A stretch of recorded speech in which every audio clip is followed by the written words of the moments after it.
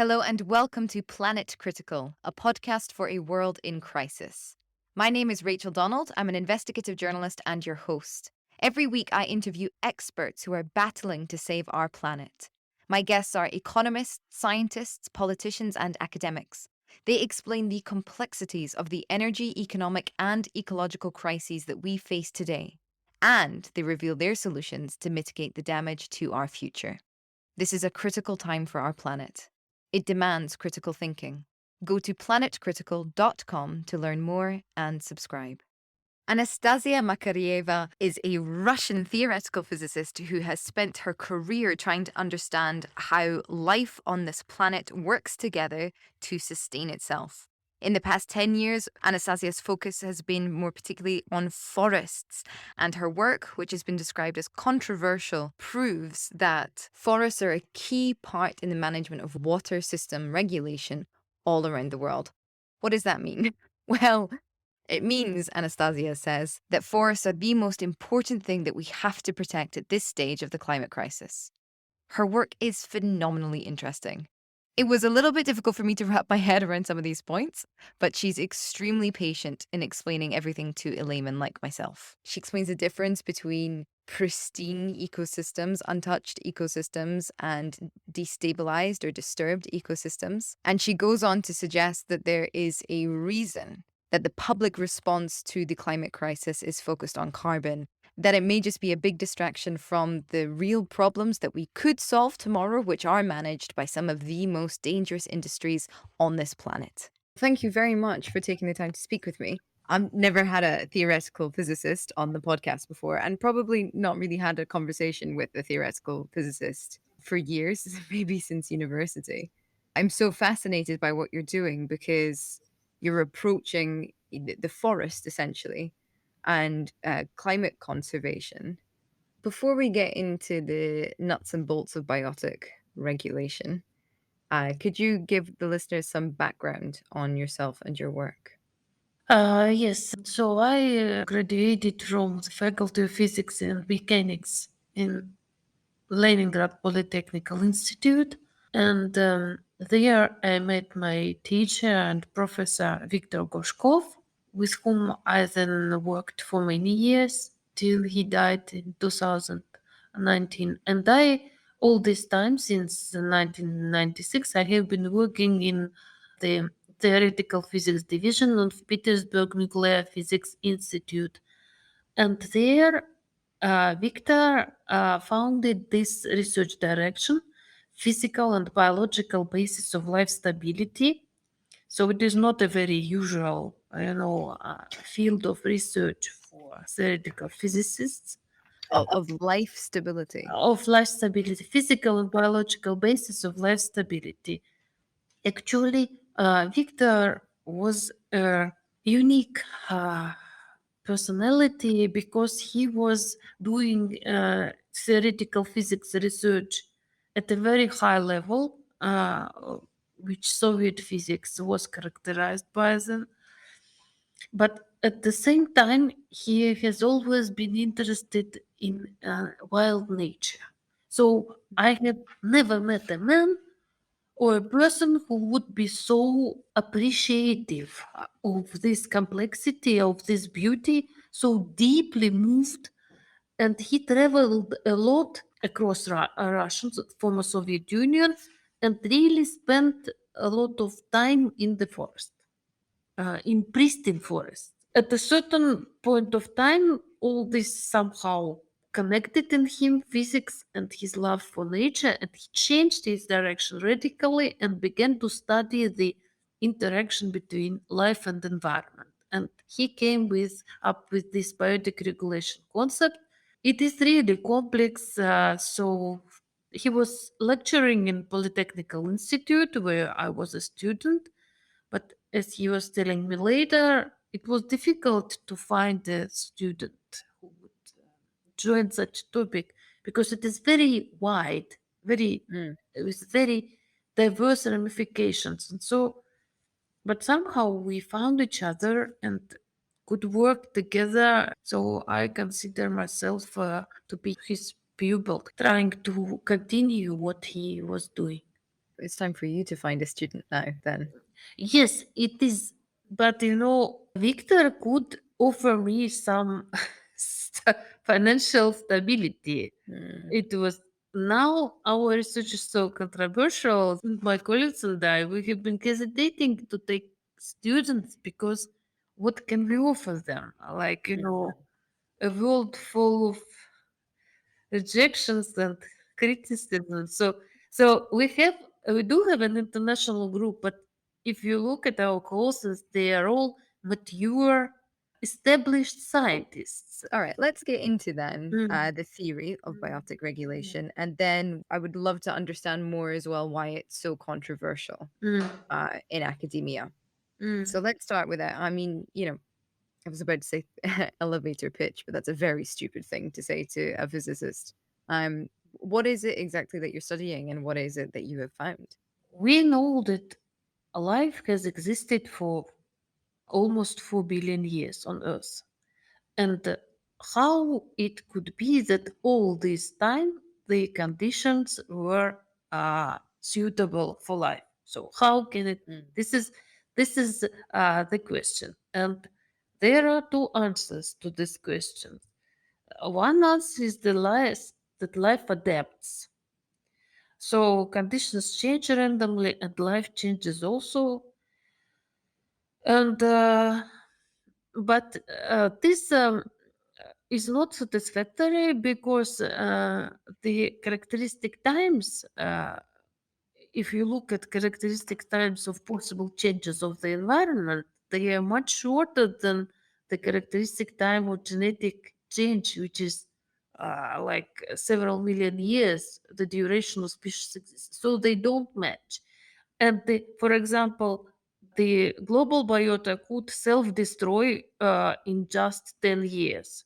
It has a store of about 1,000 gigatons carbon, which it can decompose at the rate of 100 gigatons per year. So the turnover time and the possible time of the environment coming to an unsuitable for a state, it's very short. So the alternative answer is that life has been keeping this environment in a state suitable for itself. Basically, the biotic regulation started from pointing out this mismatch between the timescales of genetic adaptation and characteristic change of the environment, which could occur. Scale is very important. So, a number, when you can find the key magnitude that determines the problem, what gives you the response to how much of the problem. So, the number. Science is quantitative. So you need to find the scales, and these scales for life they don't match. So, just to give an example, Yeah, would that be like talking about the fact that genetic evolution yeah. takes millions of years for a small thing to change in a species? It will take Yeah. such a long time, and yet the environment can adapt quite rapidly and change. Yes, how is the environmental homeostasis maintained? We have very strong fluxes balancing very accurately each other. There is synthesis and decomposition. So plants synthesize at a huge rate of 100 gigatons carbon per year. And all other organisms, bacteria and fungi, decompose it, eat it up. So any imbalance, even very small, in these huge fluxes could totally unbalance the environment on Earth very quickly. But this doesn't happen. Moreover, this environment remains stable with respect to abiotic influences because we know that, for example, there are emissions from the Earth's core continuously and they don't accumulate in the environment. For example, you have a bakery and somebody is making pies and other people are eating them up. And so, how can you sustain a certain amount of pies? If there is imbalance, so they suddenly disappear and there is nothing. What did you say about emissions coming from the Earth's core, like And greenhouse gas or carbon? yes, like when we are talking about volcanoes emissions, so Yeah. when we look at the geological scale of up to 600 million years, the Phanerozoic, so the amount of these cumulative emissions is really huge. We can see that approximately the same amount of organic carbon has been deposited by the biota in sediments. So Mhm, apparently there was a reaction mhm. of the biota, and this is what we are also seeing now, that the biota reacts to the our CO2 emissions. They are also perceived as a disturbance, and so we have this biotic response which removes about one third of our emissions. Oh my god. Define biota quickly. Is that like all life on Earth? Yes, we could when we say biota, it is all life on Earth. But basically, the biotic regulation distinguishes between natural biota and biota disturbed beyond the threshold, like healthy organism and ill, because only natural biota can stabilize itself. Only a healthy person can perform work, Yeah. Yeah. meaningful work, you see. Yeah. So there Yeah. is this difference. The biota is so powerful that when you introduce disturbances into it, it becomes unbalanced and it adds to the environmental perturbation. Like we know, when we disturb an ecosystem, like slash and burn agriculture, there is soil erosion, which Mm. adds chemicals to the environment. When we disturb beyond the threshold, it doesn't compensate but adds to the disturbance. But then, in what way does the biota compensate? Because you said that the biota can distinguish. Sorry if I've misunderstood, but it can distinguish between emissions that are in balance and then these man-made emissions that are causing an imbalance, and it's trying to consume a third of our emissions. Imagine that we stand on this position, that life is organized in such a manner as to stabilize its environment, right? Let us try to check, to test this proposition. What we could do. Carbon is the main component of all life. So Mhm, imagine that we would make such a global experiment. Let us disturb the carbon concentration globally and see, will the biota react? If it does regulate the environment, it should try to stabilize this disturbance to eliminate it, right? If it doesn't react, we won't see any response. And actually, with this fossil fuel burning, we have this global experiment. yeah. We are testing the ability of the biota to respond to the perturbation. And it does respond. We have just disturbed it so much that it is not already able to completely negate our pollution, carbon pollution. But if we disturbed it less than we did, it could totally cope with it. I want to tell you, it is a very complex question in theoretical biology and ecology because this response could not be predicted. And people were forced to accept that the biota reacts in this manner only when they calculated and measured it. Because the conventional paradigm, biota adapts and all that, didn't predict it. But the biotic regulation did. And what the conventional paradigm says, ecosystems are limited by some limited nutrients like phosphorus or nitrogen. So Mhm. why should it respond to carbon, which is not limiting? But Victor said, and he published it, when carbon is disturbed, the concentration of carbon is disturbed, then the biota will synthesize compounds that do not contain phosphorus or nitrogen, but only will respond only to carbon. And this is what is going on. So it is a very, very expensive global experiment which shows the power of the biota and which is underappreciated in the current ecological theory because no lessons were learned. You see, in 10 or 11, they had to admit this missing thing, that it is indeed terrestrial biota, but there were no reconsiderations in the literature that the, the theory couldn't predict this response. Right. So the conventional paradigm was that no matter what extra force or extra thing is introduced to the biota, to the biological world, life will adapt. Life will find a way. It will just deal with whatever is happening. Whereas what we've seen is that we have disturbed the balance so much that the destruction has actually become exponential. Mhm. That life is now destroying itself because because the global system is so out of balance. No, no, no, no, no. Life is not destroying itself. No, no, quite the contrary. You see, you see, we are adding carbon to the atmosphere, right? Mhm, Life perceives it as a disturbance. What mhm, it can do, it can try to remove it. And so those forests, we do have forests that are still relatively intact. They remove this carbon and bury it in organic matter. So they mhm, do continue to work for the common good, for the climate. They mhm. continue. But those ecosystems that are destroyed already beyond the limit, they cannot do that and they continue to destroy, to self destroy.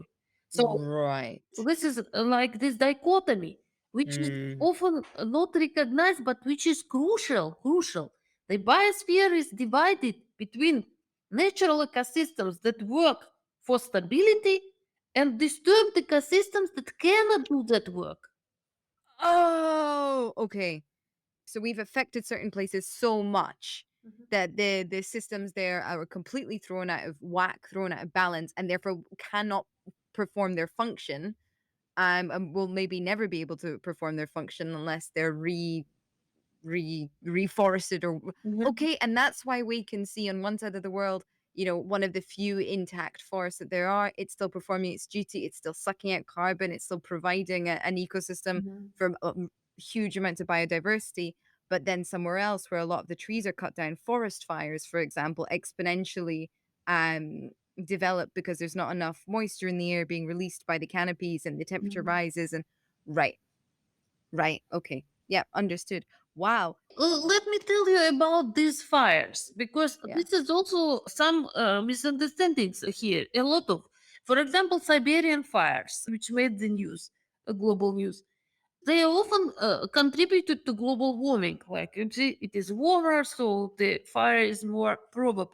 But when you look closer, a lot of fires follow previous disturbances like cuttings. Logging. You disturb the local water regime, so it Yeah. becomes drier, and then fires come. So it is not like you have intact forests, there is some global warming, and it begin to burn. We have Mm, colleagues working in undisturbed forests, which didn't burn for more than 2,500 years. And it is not because they are in some particular place, because disturbed forests nearby do burn. This is because when you don't disturb the forest beyond the threshold, it is able to regulate its own humidity regime. So when we speak about fires and global warming link, it is very convenient to forest practitioners who cut forests to make this link, attribute everything to global warming because it is nobody's responsibility. I suppose geopolitically then you kind of get into a horrible stage where the excuse then becomes, "Oh, we need to cut down the forest to prevent these forest fires." If people attribute it to what you're saying, that it's just global warming rather than understanding that it's also the water regulation and the self-regulation of an intact forest. Mhm. What I want to bring up is that there are boreal forests in Russia, intact, relatively intact, that are not considered as precious ecosystems and not part of international discussion. We Mhm, hear about the Amazon and even Congo and others, but not about boreal forests, and they're very important. And mhm, so, for example, there is an intact forest Then there comes a company which cuts it, right? Mm. Then it burns next year because the water cycle was disturbed. And then people say, oh, it is natural process fire. No, it is not natural because there wouldn't be any fire without previous cutting. And so, and if you say it is natural process which is accelerated by global warming, but in reality, it is you who did it with your cutting. So global warming, it is kind of our joint responsibility, all right? Yeah, But if it is due to cutting this fire, then it is the responsibility of those who destroy this forest. absolutely. Yeah. I cover deforestation a lot, particularly in Malaysia and then more recently in Papua New Guinea. The environmental disturbances that come from cutting down trees is phenomenal. So, flooding has increased dramatically in the logged areas. What does that mean? It means, for example, in the state of Sarawak this year, there's been in the spring, there were four major floods that washed away whole villages, whole towns, bridges, even. And why is that? It's because the state has been logged. So there's no roots, there's no soil, there's no trees to stop that water collecting and to suck it up and to do whatever it is that water performs as part of that ecosystem, as part of that wider ecosystem. And of course, geopolitically over there, the solutions proposed are bridges or dams or all of these terrible things, not we need to reforest. Well, the activists know that, the indigenous populations know that, but the politicians who are making millions from cutting it down obviously refuse to acknowledge that. Why is this theory controversial? No, you know that the biotic regulation of the environment is like an umbrella concept for all our research. But Okay. more recently, we developed the biotic pump concept. When you have a big forest on land, it drives its own moisture transport from the ocean. So if you remove a forest, the continent will get substantially drier and the water cycle will destabilize. And this is what has been perceived as controversial because of the different physical mechanisms that are considered as the major process responsible for atmospheric moisture transport. In short, the key mechanism is the temperature gradient. So the air rises when it is warmer, and so there is inflow, horizontal inflow towards this area. And this is how the atmosphere circulates. While we propose that when there is forest, it keeps the atmosphere moist, and when there is condensation above this forest, water vapor disappears, and so the pressure drops, and this pressure gradient is what drives moisture towards the forest. So a different, not temperature, but condensation of water vapor. It is being still considered as controversial, even though the situation is changing, and so we are publishing gradually. You need to publish in the peer-reviewed literature, otherwise you are not a scientist. So, Mm. and the fact that we have somehow survived with the biotic pump topic is also remarkable by itself. So I don't know how much you want to go into details. Yeah, I would. This was what Ugo spoke to me about when he said I should interview you, the biotic pump, and just how fascinating a concept it is. So it would also be equally interesting to understand why it's controversial. Because if you say that the current paradigm is it's about temperature changes, and then you and your colleagues are working on the changes in water condensation, as a layman who's not a scientist, that doesn't sound. Why would one thing be controversial when the original isn't? Because they make different predictions concerning the importance of the forest. In our concept, the forest is crucially important for atmospheric moisture transport. In the Mm. conventional paradigm, it isn't.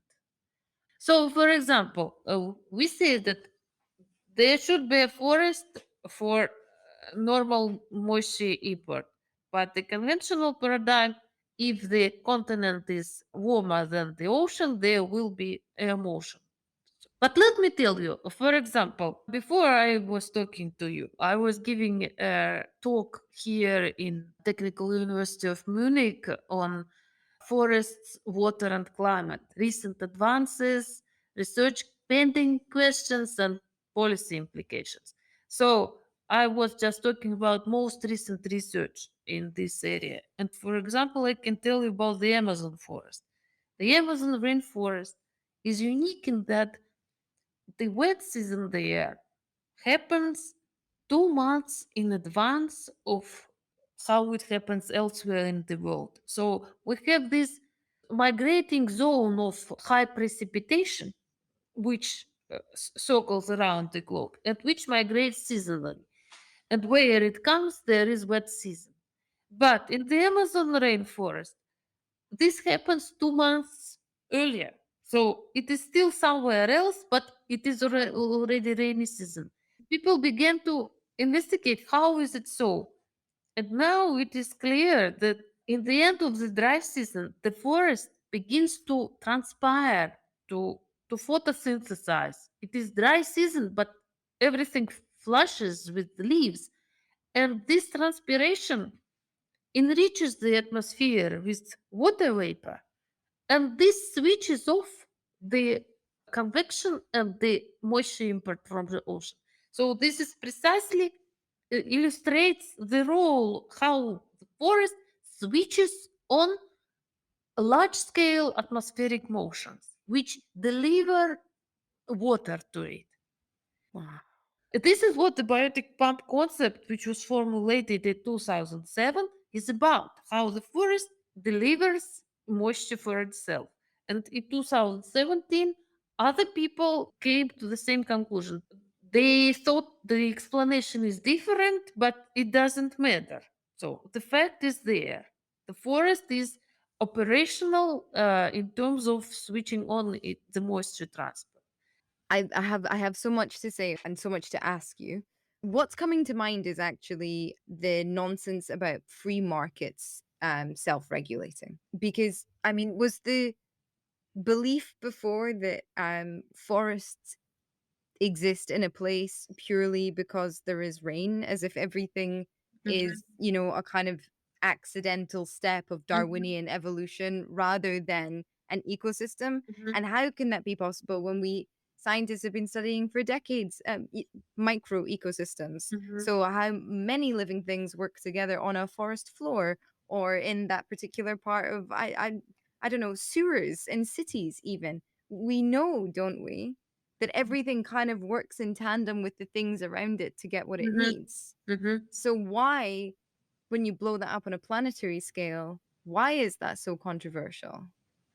As somebody who's not a scientist, and maybe a bit of a romantic about how the world works, that seems right.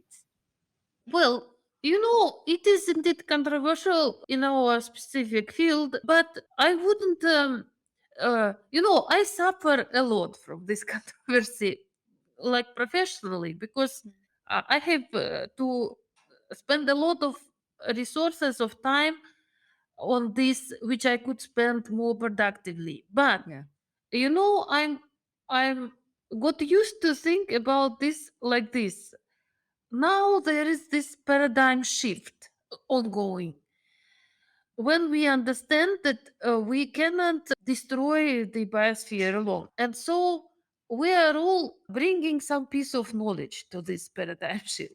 And like, ants, when they are bringing something to their ant hill, I observed them a lot of my time. I spent a lot of time in forest, a total of 60 months, as I calculated. Wow. So, and imagine this ant. He finds something what he thinks is precious and takes it to the ant hill. And probably when he brings it there is an emotional reaction that he is satisfied, right? He did something. So it is like emotional pay that he receives. But on his work, on his way, often these things is taken from him, and other ant goes there. And this one remains without this pain. And this happens all the time, but still the ant hill functions. So I'm thinking of myself like this ant that probably with my knowledge making, and I won't make it to the ant hill, but somebody else will and will get paid, but not me.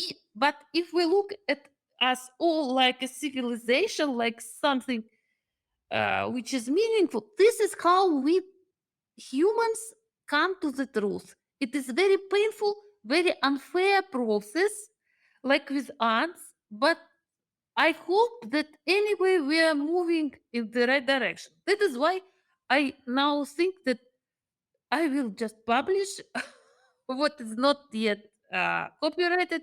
So let it all go there, these ideas, and we will all move together somewhere in the right direction. That is to your question about this controversy. Well, this is how science works. There are Mm. old concepts, new concepts, they fight, but somehow we are moving towards the truth. So I would better concentrate on interesting questions, like with this Amazon rainforest. You see, when we in 2010 formulated this concept, it was a huge emotional blow. It was very strong feeling. Like somehow you realized what a powerful creature is a tree, like the master of the universe, that they can govern atmospheric flows around the earth, being somewhere there. They have this power.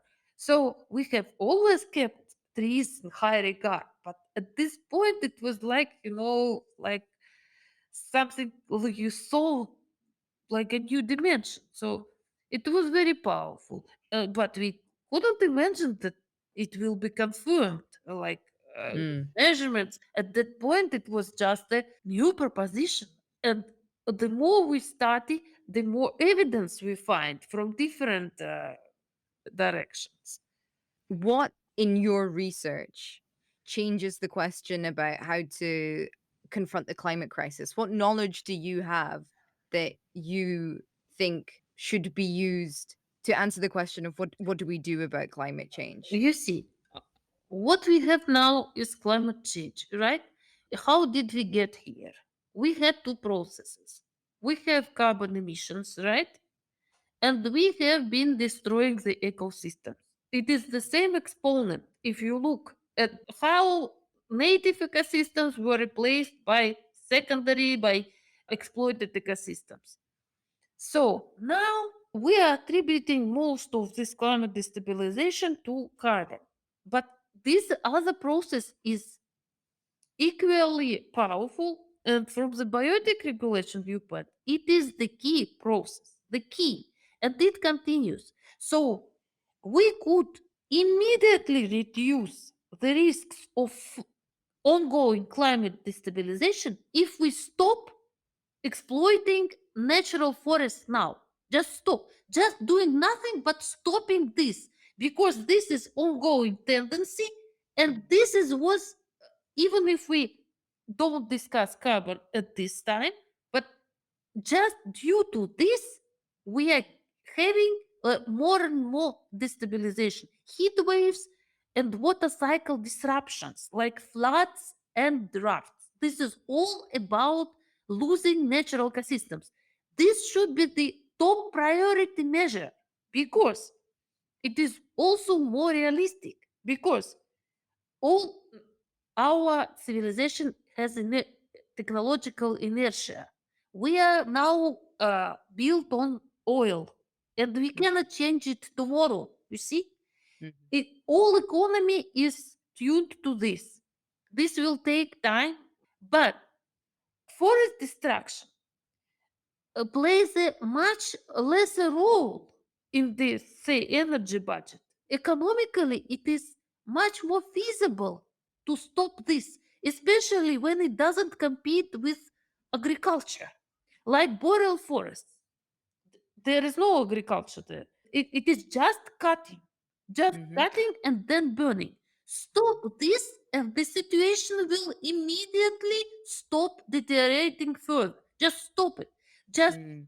work with Russia. Let us make some order in this chaos. Right now, it is just being destroyed. You see, now they have cut everything they could easily reach. And now the government is subsidizing indirectly that they go further and further because so like people are encouraged, go and destroy as far as you can. You think, and you think that this is going on 1/5 of global land, and it doesn't matter for the water cycle, for the heat Yeah. wave, it doesn't matter. No, it matters a lot. We need an international effort urgently Mhm. about boreal forests in Canada also.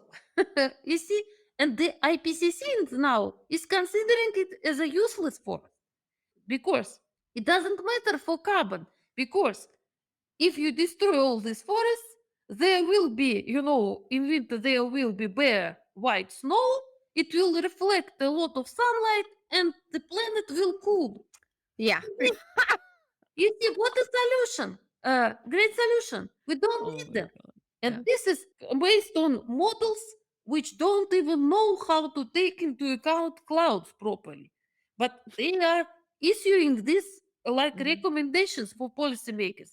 Mhm. So, if you ask me, this is the cheapest and most effective solution to stop further deterioration of climate, which is destabilizing. Just stop destroying boreal forests. Mhm. Absolutely. Tropical forests is a treasure of treasures, must be protected. I would do anything also. But they are at least being discussed, right? Boreal forests are being destroyed, nobody says a Yeah. word. So Yeah. this must be elevated very highly in the international agenda. Yeah. Isn't it the biggest, or at least one of the world's biggest forests is actually in Siberia? Yes, and in Russia, yes, this boreal forest belt, 7,000 kilometers Yeah. long. You see, Yeah. all the continent. The Chinese, very clever people. They stopped deforestation in their whole country, trying to have forest, and they are cutting forests in Russia. But Yeah. this Yeah. is clever. I mean, but they are disrupting their own moisture flow, Mm. which benefits all the continent. So Yeah. this is our common treasure, also in Europe, and Yeah. so this should be urgently, urgently. This is what I'm saying. We are saying here in Munich, trying to raise this voice in Germany, who is a leader, international climate leader on climate issues, and this is what is not being properly taken into account. Yeah. I can't speak for all logging companies in the world, but certainly those that we investigate, Sam Ling and Rimbanan Hijau are two of the biggest ones in the world. They're Malaysian. They're some of the biggest culprits right now in Siberia and Russia, cutting down all of those trees. And the unfortunate thing about these companies is that if you explain, hey, you shouldn't do this because it's not nice. It's not good to destroy life on that scale. But if that doesn't isn't enough to get you, then you should know that this is actually going to affect the water and condensation, the water regulation in your own country. They don't care. They don't care because they don't even care about their own people. They don't even care about how they've destroyed their own countries. These people genuinely seem to believe that they're going to be able to build palaces behind walls and have microclimates where they will be safe forever. Mhm. I don't know what it's going to No, no, take. no. I think it is very simple because every person should be traced to their, social group. So, what are these people? Where are these people come from? Who are their reference group? Mm. So, in many cases, they are very, very primitive aspirations. So it is Mhm. not, it is not surprising what you are saying.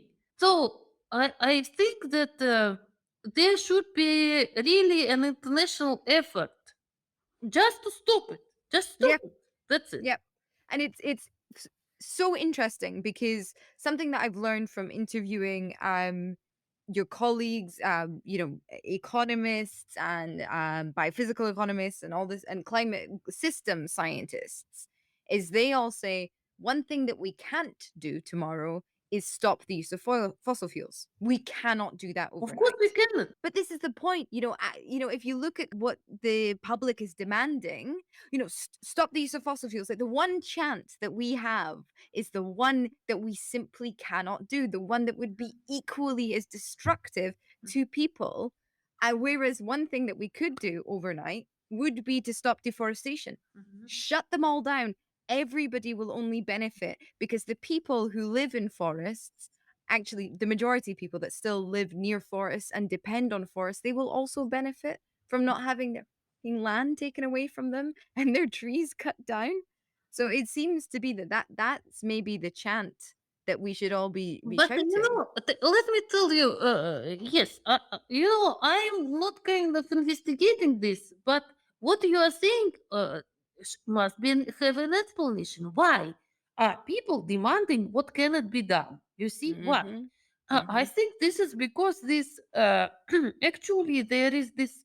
I'm not denying the science behind carbon and this is sure CO2 is a greenhouse gas and it can cause some warming. This is not out of question. But with this idea of CO2 warming, there are many efforts who joined, and these are efforts not about climate but about imposing payments to make the energy less expensive for the consumers and simplifying that Russia sells oil for a cheaper price, you see. Uh-huh. Because now major factories are outside the territory of major energy producers, and so this is this economic factor which is very strong, and I think it is behind this propaganda. That is why all people are like coded about fossil fuels.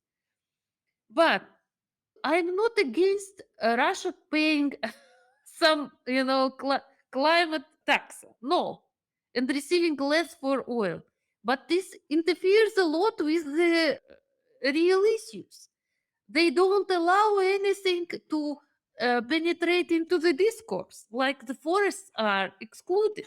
You Hmm. see, they want so much the public to remain focused on carbon that they don't allow it. So I think probably this climate agenda was just hijacked.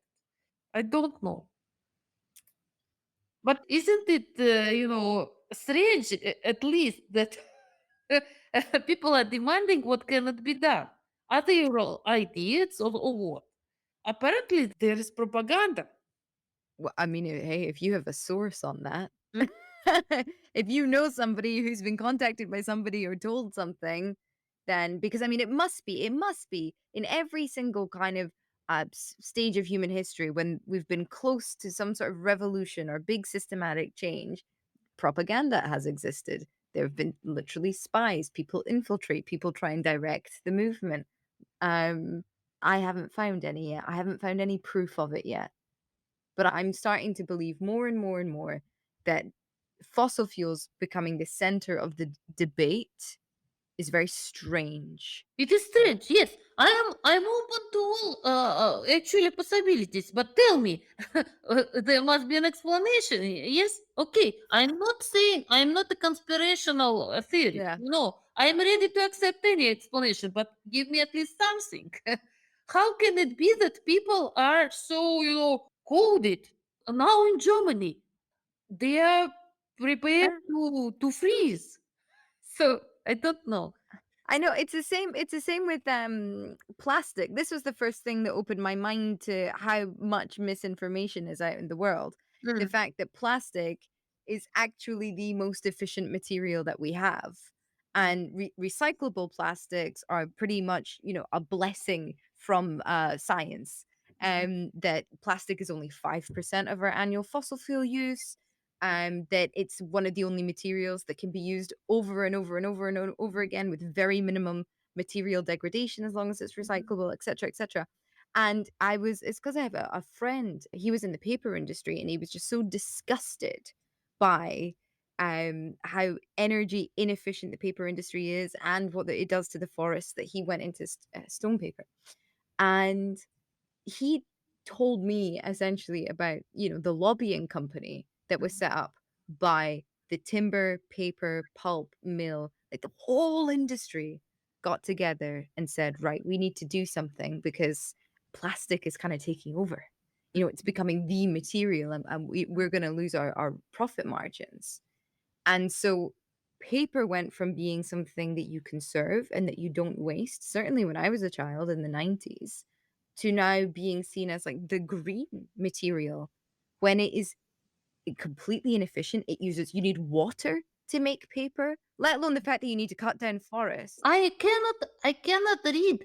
You take a Tetra Pak and it says it is renewable energy from renewable wood, Source. renewable Yeah. energy. No, no, no. Yeah, no, it's crazy. It's such Crazy. hypocrisy of a global scale. Yeah. Yeah. Yeah. Yeah. But people, but it's understandable because if people think about a tree, you cut down a tree and then people think you can plant another tree and it's a renewable source. People generally don't, and I didn't understand until I started looking into this, that there's nutrients in soil and those nutrients deplete and you cannot just cut and plant and cut and plant and cut and plant. Like it's not a renewable source. But because you can maybe do it that one time, whereas oil's finite, we know that. So, I mean, we have to have sympathy. Like, people are being deliberately thrown misinformation by really dangerous industries. Like, people think fossil fuel, like, oil and gas is bad. They're terrible. Don't get me wrong. But, like, the loggers, the timber mafia. I had a Papua New Guinean politician on the show a couple of weeks ago. He calls them cartels. They have enslaved his people. They have stolen their land. They are cutting down their forests. They've deliberately kept a population undereducated just to have access to their forests. They're evil. Evil, yeah. So maybe that's what I think. It's really interesting that fossil fuel has become the center of I mean, yes, it is the biggest emissions of carbon, but why is it always carbon as well? Why are we not talking about water? Kamala Harris, like 6 months ago, she said, everybody's talking about oil, but let me tell you, in the future, wars will be fought over water. VP said that 6 months ago. Nobody's really done anything about it. We're running out of water. Our water regulation systems are completely out of whack. Let alone mankind facing drought. Like I saw something I cannot remember where, which is awful, I know, but somewhere in the continent of Africa, they're in their fourth consecutive drought. So that's 4 years without rainfall. Everything is dying. It's not just about carbon and heating. It is literally about the fact that the globe's ecosystem is falling apart. And fossil fuel is not the problem. Fossil fuel is not the root cause of that because warming is not the root cause of that. It is the fact that we've gone in and we've destabilized those. We've reduced those ecosystems into commodities and discarded with the rest. Sorry, it's not my interview; it's your interview. No, no, I no, no. just It is, it is interesting questions about, propaganda. So I'm concerned. I think that this focus of carbon is most probably orchestrated. This is not like what people would feel. But I think that probably people who orchestrated it are not as bad as the loggers. And probably they are even more powerful. So while I'm now talking to you, I hope that they will hear me and they will understand that whatever they want about carbon politically, tax Russia such that we are, as poor as we always used to be. Do it. yeah. Do it. Yeah. But if you really care about like planet, what has to be urgently done is to stop disturbing, stop exploiting, stop eliminating forests. Just stop it immediately. And the situation will stop deteriorating. It won't immediately heal, but it won't worsen any longer. So given the whole planet is one big ecosystem, of the micro ecosystems that exist, would you say forests are our number one priority? They are the most important thing because, there's other scientists that are like, talking about the ocean and how that's the one that we need to save. And this, No, everybody has their own niche. the ocean is extremely important, and that we are still alive is due to the ocean Hmm. because we disturbed it less. And why less? Ah, Because we don't consume primary productivities. You know that the ocean there is no trees, as you know, so there are no loggers there, yeah, and fish are very they consume the energy flow through fish is very small, so we right. basically we didn't destroy the ocean as much as we do forests. So in terms of conservation, preservation, protection priority, forests are number one, for sure, for sure. Fortunately, we are unable to destroy the ocean, unable, because we cannot take so much from it. There is nothing there, only flows. And we like mass, there is no Mm-hmm. mass there, Mm-hmm. only Mm-hmm. energy flows. So the Mm-hmm. ocean is very wise. These 4 billion of small, very small creatures, they know how to overlive these stupid big animals. Evade. Come and go, yeah. And yet, um, I interviewed eco-journalist and fish expert Paul Greenberg last week, and he was talking about the fact that people are really crazy about renewable energy and think renewable energy is the answer to the world's problems. And he's saying, well, with the amount of space that wind farms need, we're looking to the oceans. We want to put the wind turbines in the oceans and da da da. He said the problem is that, we're having to disturb the seabed in order to put those wind turbines in the seabed. And then we're having to run cable all the way along the seabed back to land so that the energy can get back to land. And he said nobody is studying the effect on the sea. Nobody is doing the life cycle analysis of what impact this is going to have because people are too scared. They're too scared that it's not going to be the answer because they think we're running out of answers. He said, but we need to. It's crucial that we understand the impact that this is going to have on the sea.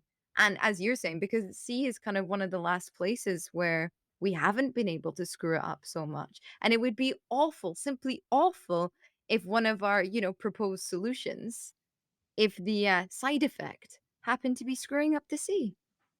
Fortunately, I think that this project won't be with wind turbines. No, they will sooner make the Sahara covered with photovoltaics. Yeah, yeah, yeah. So it won't be good either for the climate, but anyway, it will be better, of course.